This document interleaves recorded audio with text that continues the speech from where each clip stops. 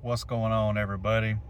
So we have now fully launched our pre-litigation credit repair. I have not got it added to the website yet. Hopefully that is something I can get done this weekend or Monday.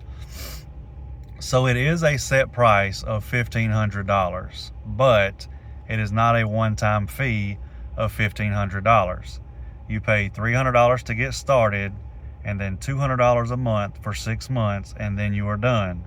We are going to send 1 to 4 rounds of letters to the credit bureaus, and after the 4th round, that's as long as we'll go, we will forward everything to the attorneys to look for violations to sue. It is $1,000 per violation. So let's just say you have 5 violations there.